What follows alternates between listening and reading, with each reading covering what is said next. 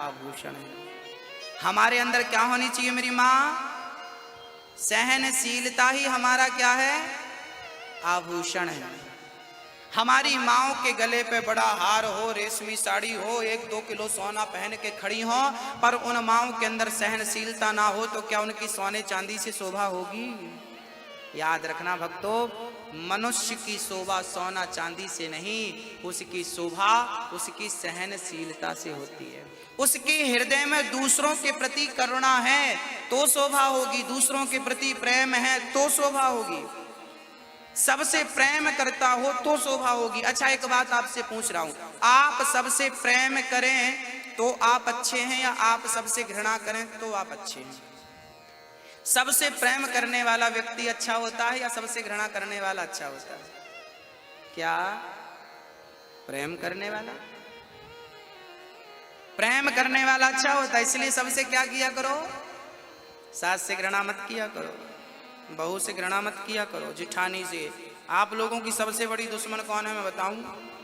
पहली दुश्मन तो सास, दूसरी दुश्मन जिठानी और सबसे बड़ी दुश्मन ननंद। सबसे बड़ी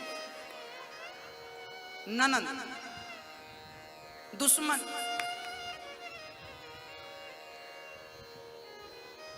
हाँ सही है ना? नहीं, आप लोग नहीं हैं ऐसे, आप लोग तो बहुत प्रेम करती हैं अपनी ननंद से, अपनी भौजाई से, पर बाहर से प्रेम है, अंदर से भी होना चाहिए, अंदर से भी है। अच्छा ननंद से तो प्रेम होता है भौजाई का, पर ननंद के प्रेम में खटास कौन डालता है? बोले सास डालती है। मैं आपको पूरा समझाऊं, हिंदी में समझ में आएगा। होता क्या है, रिश्ते कब टूट जाते हैं? हमारे संतों ने एक दोहा गाया है रिश्तों के लिए, रही मन धागा प्रेम का, मत तोड़ो चटका, टूटे से फिर ना जुड़े, जुड़े तो गांठ पड़ जाए। यहां क्या गलती होती है हम लोगों से, वो मैं आपको बताता हूं। भौजाई और ननंद का बड़ा प्यार होता है, भाभी भौजाई का ननंद का बड़ा प्रेम होता है। लड़की जब ससुराल जाती है ना, वो सबसे प्रेम करती है, वो उसके सींग नहीं होते कि जाति से झगड़ा करने लगे। फिर क्या होता है? फिर ये होता है, 1-2 साल बाद देखने को क्या मिलता है कि जब लड़की घर आती है तो माँ बड़ा प्यार, मेरी बेटी आई, बेटी आई, बेटी आई, बेटी तू ये साड़ी रख ले, तू ये रख ले, तू वो ले ले, तू ये ले ले। अब बहू को लगता है मेरी सास अपनी बेटी से कितना प्यार करती है और मैं इसकी दिन भर सेवा करती हूँ, मेरी तरफ देखती तक नहीं। ये बहू अपनी बेटी के लिए 10,000 की साड़ी दी, मुझे 100 रुपए की भी नहीं देती। फिर क्या होता है? मतभेद हो जाता है ना? फिर क्या होने लगता है? फिर जब ननंद, अच्छा ननदें भी कम चतुर नहीं होती, ये ननंद भी कम नहीं होती।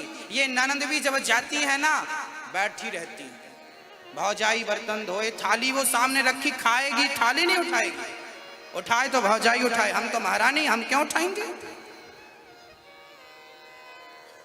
भाई सब ऐसे गृहस्थियां नहीं चलती।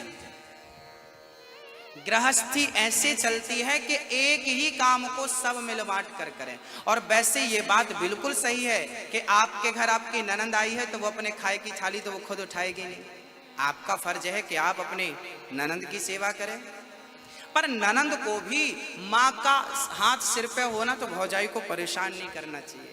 एक भौजाई का मेरे पास फोन आया, गुरुजी हमारी सास कम परेशान करती है, ननंद खाए जाती है। ये कहती है कि ये लाओ, दिन भर गरम रोटी मांगती है, दोपहर को खाएगी तो कहीं गरम लाओ। अब मैं कहां से लाऊं? और माँ भी हाँ कर, मेरी बेटी है कर, मतलब वो बहू नहीं है, वो नौकरानी बन गई। ऐसे में रिश्ते क्या होते हैं? कमजोर पड़ जाते हैं। किसी को भी आप, किसी से भी आप उतना ही काम लीजिए जितनी उसकी क्षमता है। जरूरत से ज्यादा तोड़ेंगे, टेढ़ा करेंगे तो टूट जाएगा, है ना? जरूरत से ज्यादा झुकाएंगे किसी को, टूटेगा कि नहीं? क्षमता उसकी इतनी है और आपने ज्यादा झुका दिया। तो इसलिए सास को चाहिए कि अपनी बहू से बहुत प्यार करे, बेटी की तरह प्यार करे, और बहू को भी चाहिए कि वो अपनी सास को अपनी माँ की तरह प्यार करे, क्योंकि हमारी बहुएं भी कम नहीं होती। ये ससुराल जाती हैं और 1 घंटे तक अपनी मम्मी से बतियाती हैं। मम्मी खा लिया, क्या बनाया था, अच्छा हाँ लो भैया। खुद की सास भूखी मर रही है और मम्मी का खाना पूछ रही है। एक तरफ से नहीं चलेगा, सबको समझदार बनना पड़ेगा। आप अपनी सास से इतना प्यार करो, इतना प्यार करो कि आपकी सास अपनी बेटी को फोन लगाना भूल जाए, और आप अपनी बहू से इतना प्यार करो, इतना प्यार करो कि आपकी बहू अपनी माँ को फोन लगाना भूल जाए। इतना प्यार होना चाहिए। जहां सुमति तहां संपत्ति नाना, जहां कुमति तहां विपत्ति निदाना। प्यार से ही घर स्वर्ग बनता है, प्रेम से ही घर स्वर्ग बनता है। एक दूसरे के प्रति आदर हो, प्रेम हो, किसी के प्रति घृणा ना हो, सबके प्रति आदर हो, प्रेम हो, बहुत प्यार। बोलो राधे राधे। भक्तों, माँ देवहूति को कपिल जी ने ज्ञान दिया। माँ सिद्धा नाम की नदी बनकर बह गई। मानव का जन्म माँ के पेट में किस प्रकार होता है, पहले मास में क्या, द्वितीय मास में क्या, सारी चर्चाएं हुई हैं। सिद्धा नाम की नदी अब बनकर बह गई। कपिल देव जी ने आचमन किया, सीधे गंगा सागर पहुंच गए। बाकी तीर्थ बार बार, गंगा सागर एक बार। अच्छा, गंगा सागर एक बार क्यों कहते हैं कि गंगा सागर एक बार कर लिया तो सारे तीर्थ कर लिए? क्यों? कपिल देव जी ने अपनी माँ का क्रिया करके आगे बढ़े तो वो जंगल में रहने लगे, तो भक्त परेशान करने लगे, गुरुजी ये बात बताओ। गुरुजी परेशान हो कर इस जंगल से उस जंगल में, पर भक्तों ने पीछा नहीं छोड़ा।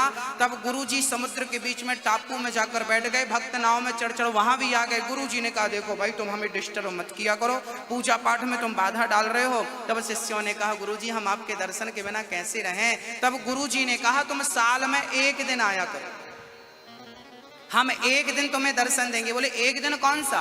बोले मकर संक्रांति के दिन आया करो। अच्छा, मकर संक्रांति। शिष्यों ने कहा गुरुजी 1 दिन आएंगे तो 1 दिन में तो समुद्र हमें आने ही नहीं देगा, क्योंकि समुद्र है और आपके यहाँ पहुंचने में 1 हफ्ता लगता है। तब भगवान कपिल देव जी ने समुद्र से कहा कि समुद्र जी, इनको 1 दिन के लिए तुम जगह दिया करो। आज भी मकर संक्रांति के दिन समुद्र 15 से 20 किलोमीटर की जगह छोड़ के नीचे चला जाता है। आज भी मकर संक्रांति के दिन दुनिया का सबसे बड़ा मेला भरता है। कल तक वहां पर पानी होता है कई फीट, और 1 दिन के लिए मकर संक्रांति के लिए समुद्र वो जगह खाली कर देता है। तो भक्त प्रेम से जा जाकर कपिल भगवान का दर्शन करते हैं। बोलिए कपिल देव भगवान की। ये भगवान के 24 अवतारों में एक अवतार है, माँ को ज्ञान देने के लिए, सांख्य शास्त्र के लिए उत्पन्न हुए। एक बार मनु जी महाराज की तीसरी बेटी का नाम था प्रसूति। प्रसूति का विवाह दक्ष प्रजापति से हुआ। दक्ष का विवाह, दक्ष की बेटी हुई सती। सती का विवाह भगवान शंकर से हुआ। एक बार दक्ष ने भगवान शिव का अपमान कर दिया। हुआ क्या था?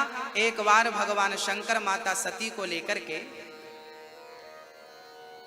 सत्संग करने के लिए चले गए थे। एक बार त्रेता युग माही शंभु गए कुंभज ऋषि पाही। एक बार भगवान शंकर मां सती को लेकर के अगस्त जी के पास सत्संग करने गए। सत्संग चल रहा था, तभी माता सती को संदेह हो गया, ये कैसे भगवान है, ये कैसा भगवान है?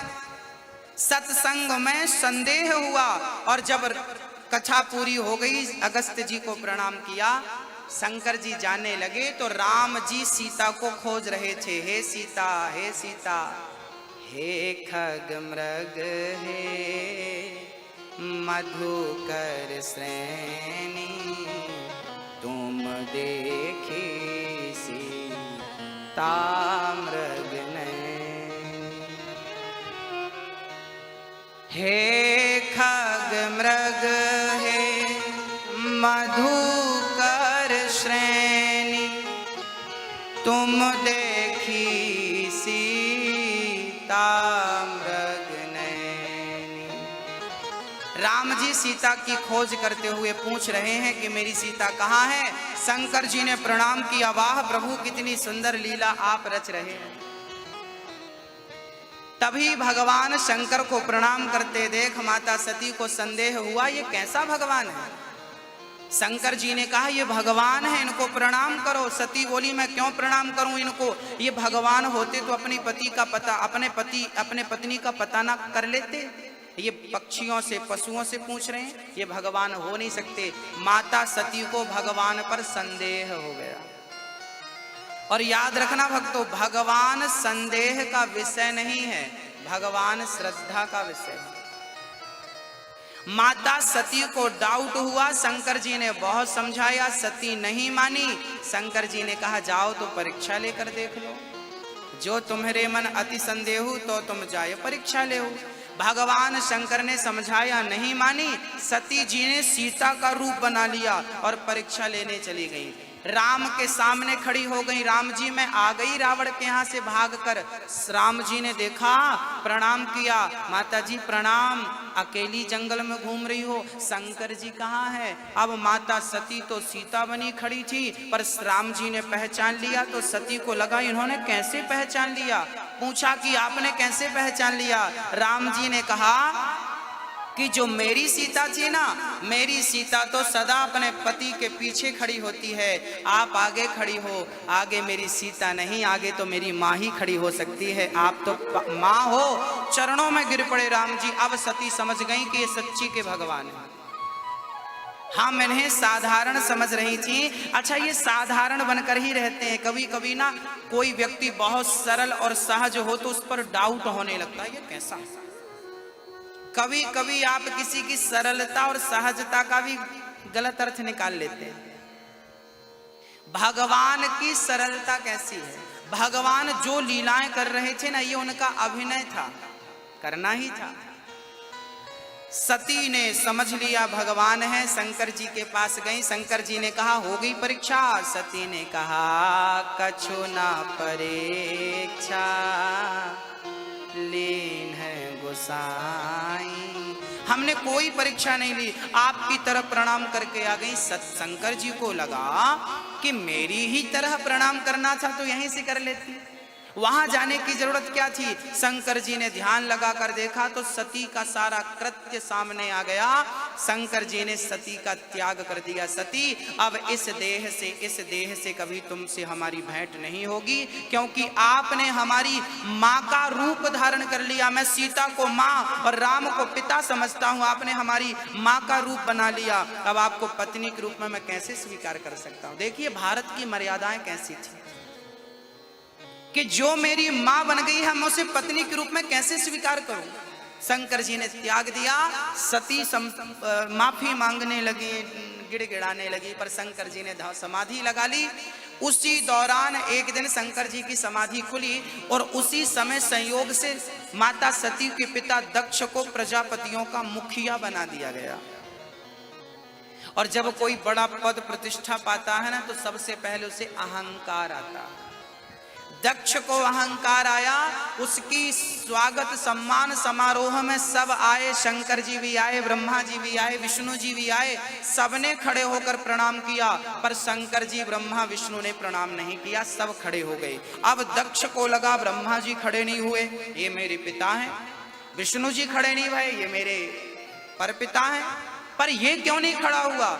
भरी सभा में दक्ष ने शंकर जी का अपमान करना शुरू कर दिया। अरे सभासदो, क्यों बुलाया है इसे, ना इसे उठने का ज्ञान ना बैठने का ज्ञान। वो ब्रह्मा के कहने से मैंने अपनी बिटिया का विवाह कर दिया, ये मेरी बेटी के योग्य नहीं है। दिन भर शमशान में रहता है, अभद्र रहता है, निर्वस्त्र रहता है, भभूति भस्मी रमाता है, इसके दर्शन मात्र से पाप है। दक्ष ने इतना सब कह दिया, भरी सभा में शंकर जी का अपमान करने लगा। पर धन्य है शंकर जी, कर्पूर गौरम करुणावतारम संसार सारम भुजगेन्द्रहारम सदा वसंतम हृदयारविंदे भवम भवानी सहितम नमामि। भक्तों, शंकर जी का भरी सभा में अपमान